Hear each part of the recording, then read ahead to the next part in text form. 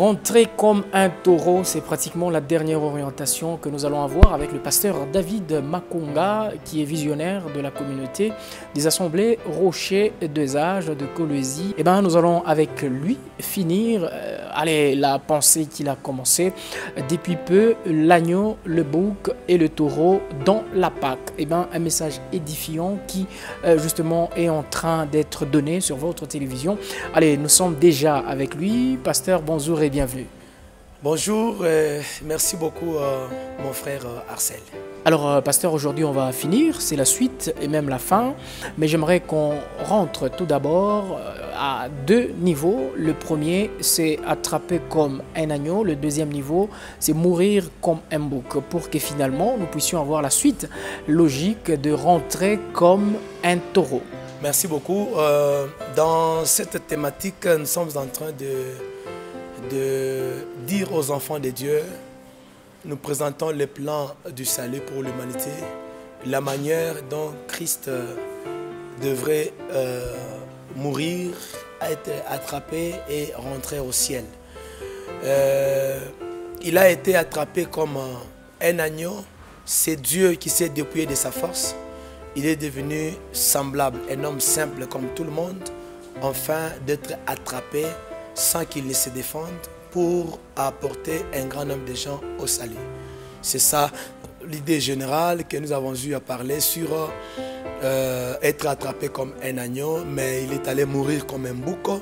Là, nous avons expliqué en disant que Christ qui accepte d'être tué en dehors de la ville de Jérusalem, c'est l'image de Lévitique chapitre 16, là où l'Écriture dit qu'il fallait prendre deux boucs et un bouc devrait être tué et prendre son sang à faire l'expiation sur les propitiatoires, et le deuxième bouc devrait être amené en dehors de la ville.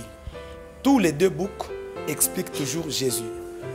Le bouc de l'Éternel, c'est Christ le sacrifice qui doit être posé sur l'autel céleste avec son sang, afin que son Père soit apaisé de sa colère.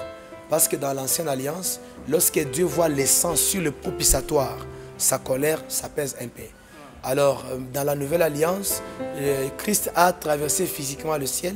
Il est allé jusqu'au ciel des cieux, afin de faire quoi? D'aller présenter la coupe remplie de son sang à son Père. Là, c'est le premier bouc qui était le bouc dédié à l'Éternel. C'est toujours Christ lui-même. Parce que je vous ai dit au début, dans la première émission, que Christ est le vêtement de Joseph qui a plusieurs couleurs. Bien que le vêtement a plusieurs couleurs, mais c'est un seul vêtement. Bien que Jésus a plusieurs astuces, il a plusieurs attributs, il a plusieurs mouvements, mais c'est un seul Christ, mais qui se manifeste tantôt comme ceci, tantôt comme cela. Alors, quand il est mort comme un bouc, c'est un langage que la Bible devrait nous dire que cette fois-ci, l'évangile quitte Israël, est allé en dehors d'Israël pour le salut des gens des nations.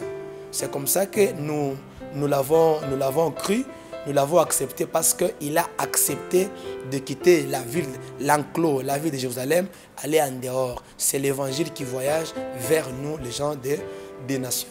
Et aujourd'hui, je vais vous parler de rentrer comme un taureau. Et finalement, on doit comprendre comment il est rentré comme un taureau. Enfin, il était sur terre et finalement, il rentre où? Comme étant ou sous cette forme-là de taureau. Je commence par dire quelque chose là-bas. Pourquoi je n'ai pas dit il est parti, il est allé comme un taureau, mais je préfère dire qu'il est rentré comme un taureau. Quand je dis qu'il est rentré comme un taureau, ça veut dire il est rentré là qu'il était. Christ était venu du ciel.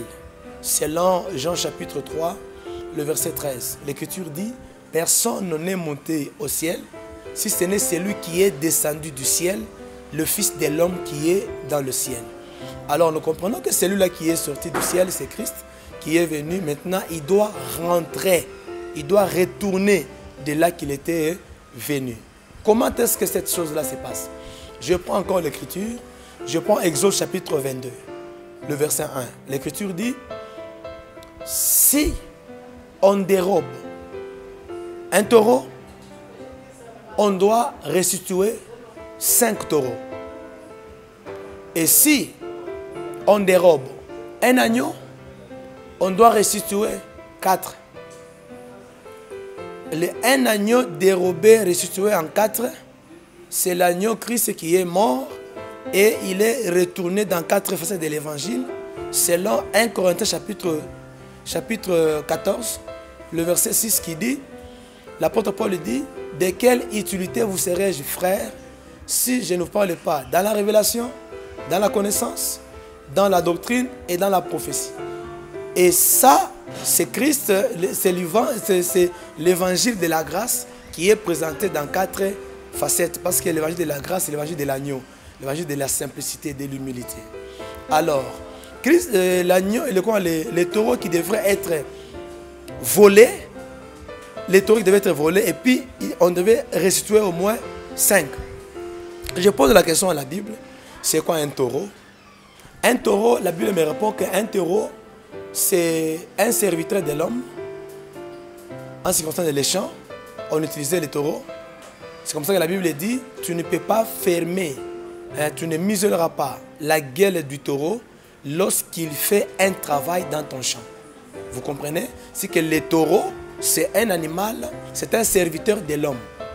Non seulement un serviteur de l'homme, mais dans le livre de Lévitique, je crois chapitre 23, quelque chose comme ça, si j'ai une bonne mémoire, on dit ceci, non, Lévitique 4, voilà, on dit ceci, lorsque un grand nombre de personnes pêchent, ou encore lorsque toute l'assemblée pêche, si vous voulez faire l'expiation ou les services sacrificiels, il faut tuer un taureau, un jeune taureau. Deuxièmement, on dit encore, lorsque un oint pêche, lorsque un serviteur de Dieu pêche, lorsque un sacrificateur pêche, l'Écriture dit, il fallait tuer un taureau. Parce que le péché du sacrificateur, c'était un péché qui pesait de plus. Et le péché de toute la communauté, c'était un péché qui pesait de plus. Ça veut dire quoi? En Israël, quand il s'agit d'un péché communautaire, pour faire les sacrifices, il fallait tuer un taureau. Quand il s'agit d'un péché d'un sacrificateur, pour faire le sacrifice, il fallait tuer un taureau. Jusque-là, ça va, hein? Alors, regardez. L'apôtre Paul vient, il va maintenant nous expliquer encore dans le deuxième volet, je monte encore un peu pour définir qui est un taureau. Maintenant, l'apôtre Paul vient, il dit dans 1 Corinthiens chapitre 9, il explique en disant, il est écrit dans la loi que tu ne muselleras pas la gueule du taureau quand il foule le grain. Et l'apôtre Paul dit, est-ce que cette loi a été donnée uniquement pour les animaux? Est-ce que Dieu se mettait en peine seulement pour les animaux? Et l'apôtre Paul lui-même répond, il dit, non, ce n'était pas pour les animaux, pour les bœufs, pour les taureaux, mais c'était pour nous. Et il ajoute en disant, si nous avons semé chez vous le bien spirituel, est-ce qu'il y a un problème que nous mentionnons chez vous le bien temporaire? Ah, dans cette écriture, l'apôtre Paul donne la définition d'un taureau. Il dit, un taureau, c'est un ministre de la parole. C'est un serviteur de Dieu, c'est un prédicateur de l'évangile. C'est celui-là, un taureau. Maintenant, je prends Éphésiens chapitre 4, le verset 8 à 11. Jusque-là, j'explique un taureau et je vais arriver à comment est-ce que Christ, pour rentrer au ciel, il a jugé bon de rentrer comme un taureau. Comment, qu'est-ce qui va se passer? Maintenant, la Bible dit, étant ressuscité des morts. On parle de qui? On parle de Christ. Quand il est ressuscité des morts, il a amené des captifs et il a fait des dons aux hommes. Je vais aussi donner là-bas une petite précision. On n'a pas dit qu'il a fait les dons aux hommes et aux femmes. Parce qu'il y a une différence entre dons et dons. Il y a les dons selon 1 Corinthiens 12 et il y a les dons selon Éphésiens 4, 11. Et ces dons-là, c'était des dons ministériels. La Bible dit, aux uns comme prophètes. Ah, c'est que le ministère prophétique, c'est un don. Mais ce n'est pas les dons du Saint-Esprit, mais c'est les dons ministériels que Christ donne. Il y a les pasteurs, les évangélistes, les docteurs, les prophètes, ainsi que les apôtres. 5. Vous comprenez jusque-là? Oui, les dons ministériels. Oui, oui. Il y a une différence entre les dons ministériels et les dons du Saint-Esprit. Selon 1 Corinthiens chapitre 12, le verset 4 à 5. L'Écriture dit, il y a diversité des dons, le même esprit, et diversité de ministères, le même Seigneur. Celui qui donne les ministères, c'est Christ lui-même, ça s'appelle les dons ministériels. Mais celui qui donne le Saint-Esprit, celui qui donne les dons du Saint-Esprit, c'est le Saint-Esprit lui-même, et il donne ça à toute chair. Hommes, femmes, tout. Même les petits enfants, ils peuvent recevoir les dons. Mais par rapport au ministère, il y a aussi des détails là-bas. Peut-être c'est dans le prochain numéro. D'après vous, le ministère a de sexe? C'est pas moi qui vais répondre. Parce que quand on parle du sexe, c'est quoi le sexe? Le sexe, ce n'est pas ce que vous pensez, selon la biologie ou la science. Non. Selon les Saintes Écritures, quand on parle du sexe, par exemple, le sexe masculin, c'est la capacité de donner la sémence. C'est ça le sexe, selon les Écritures. Donc spirituellement aussi, on peut donner une sémence. Oui. Quand on parle de la sexe d'une femme, par exemple, c'est cette capacité de recevoir. Donc recevoir la sémence et donner une représentation exacte de la sémence reçue. C'est ça, c'est ça la pensée ministérielle. C'est ça selon les chrétiens. Je crois qu'on aura le temps. Je crois qu'on aura le temps de rentrer un tout petit peu là-dedans. Oui. Que je ne vous perde pas. On revient à ce dont il est question. Merci beaucoup pour ta sagesse et ta souplesse. Sinon, on va gaspiller du temps. Et maintenant, il a fait aux uns comme apôtre, comme. Alors, quand on dit il fait comme, ça veut dire que ce sont des reproductions dont le véritable, c'est lui-même. Parce que nous croyons que le véritable pasteur, c'est Jésus. Le véritable apôtre, c'est Jésus. Le véritable docteur et consort, c'est Jésus. Et j'aimerais aussi lancer quelque chose pour vous dire que dans ces temps ici, je m'excuse, il n'existe pas de prophète majeur. Ça n'existe pas. Dit que non, c'est moi. Non. Un prophète majeur, c'est quelqu'un qui apporte quelque chose comme Moïse. Quand il est venu comme prophète majeur, il a apporté la loi.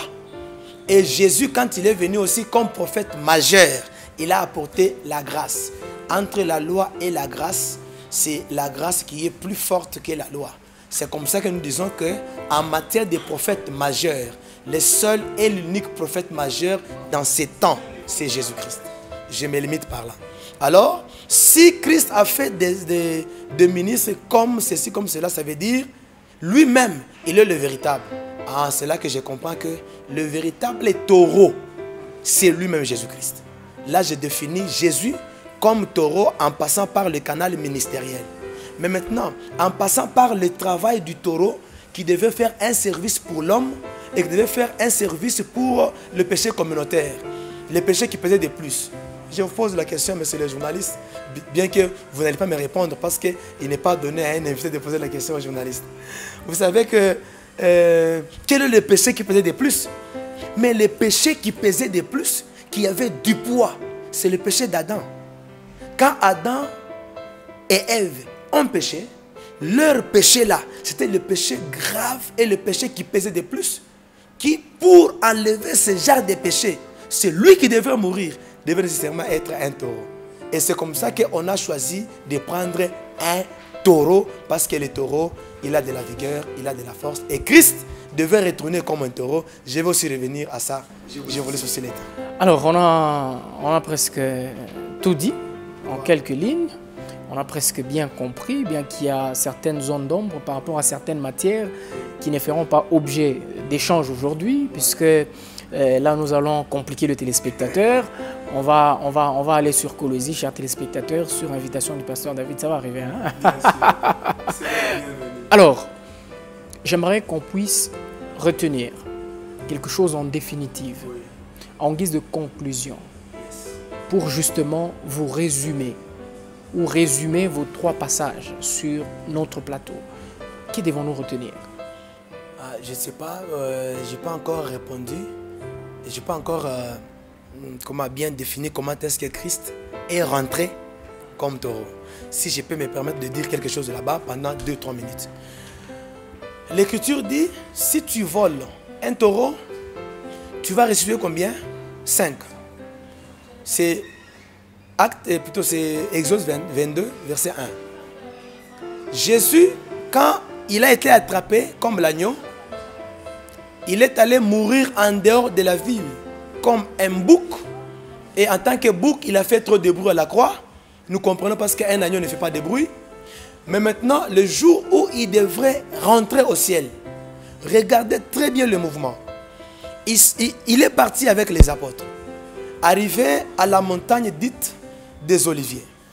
Arrivé là-bas, Christ a commencé à monter. Il est monté. Il est monté. On le voyait comme ça. Il est monté. Il arrive dans les hauteurs. Qu'est-ce qui va se passer? Au lieu que le ciel s'ouvre carrément, et puis il passe, il entre. Non. Lui, il est venu accomplir la loi. Il est venu accomplir les écrits de la loi. Il est venu accomplir les écrits des prophètes. Il fallait qu'il accomplisse aussi l'écriture de la loi qui dit, si tu voles un taureau, parce que la loi parlait de Jésus, il faut que Jésus-Christ nous révèle cette pensée que, voilà, quand la loi avait dit, si vous volez un taureau, est-ce que même aujourd'hui, si on vole un taureau, il faut qu'on restitue 5? Non. Maintenant, c'est quoi la pensée? C'est comme ça que Christ est parti à la croix, plutôt à la montagne des Oliviers, pendant qu'il partait, arrivé dans les hauteurs.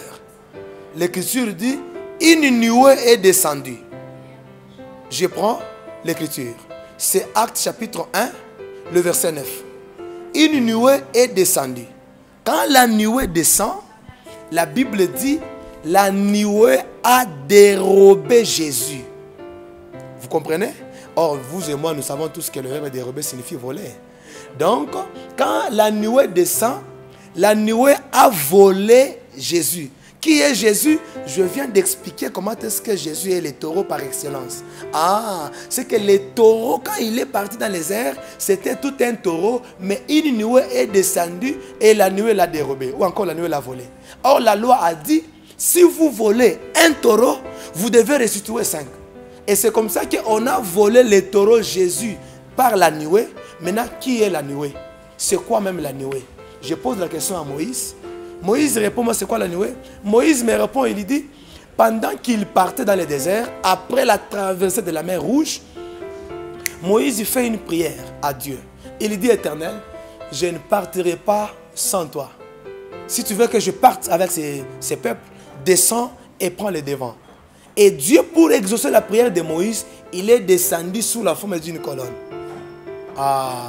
Déjà c'est devenu clair. Ça veut dire, si on pose la question à Moïse, Moïse c'est qui l'Éternel? Il te dira que l'Éternel c'est la colonne. Ça veut dire quand la colonne bouge, Moïse comprend que Dieu a dit partons. Quand la colonne s'arrête, Moïse comprend et dit que Dieu nous dit de nous arrêter. C'est que la nuée qui est descendue, c'est l'Éternel Dieu qui est descendu lui-même et il a fait quoi? Il a pris, au lieu qu'il prenne carrément son fils, mais il l'a dérobé. C'est comme ça que je termine pour vous dire que quand Christ était dérobé par la nuée, c'est l'Éternel qui a dérobé, qui a volé un taureau. Et comme il a volé un taureau, la loi dit qu'il faut restituer 5. C'est comme ça que quand il a volé un taureau Jésus, il nous a restitué 5 que nous appelons les 5 dons ministériels ou ce que vous appelez les 5 ministères. C'est un peu ça. Ça veut dire les 5 grâces ministérielles sont des taureaux. Et c'est comme ça que vous voyez, quand un prédicateur prêche, c'est un taureau qui est en train de travailler dans les champs de Dieu. Dans les champs de Dieu, parce que le travail d'un taureau, ça se trouve dans les champs. Et les champs dont on parle, c'est l'église ou encore c'est le monde. Quand un homme de Dieu travaille, un homme de Dieu prêche, c'est tout un taureau qui a été restitué à la place d'un taureau qui a été volé. Alors, pasteur, on a fini. C'était moins de temps. On a fini. nous vous disons sincèrement merci d'avoir accepté notre invitation. Merci. Et je ne sais pas si vous avez un mot à placer. Juste vous dire merci et aussi merci à cette grande chaîne Arc-en-Ciel et Télévision. Tous ceux-là qui auront besoin de nous, passez par notre frère, c'est un homme bien qui pourra nous enseigner facilement. Pour tout, que Dieu vous bénisse et placez votre foi sur Christ qui est mort comme un agneau, un faible, il s'est fait faible pour toi, qui a été attrapé comme un bouc. C'était pour que l'évangile soit vers nous, nous qui n'avons pas mérité d'être hommes de Dieu, d'être chrétiens, mais par la mort de Christ comme bouc, nous sommes devenus chrétiens et il a été dérobé comme un taureau. C'était pour que vous et moi, l'église, ne reste pas sans hommes de Dieu pour prêcher, pour faire un service. Que Dieu vous bénisse et contemplez ces tableaux-là. C'est ça même l'amour et la bonté de Jésus envers l'humanité. Au revoir et à la prochaine.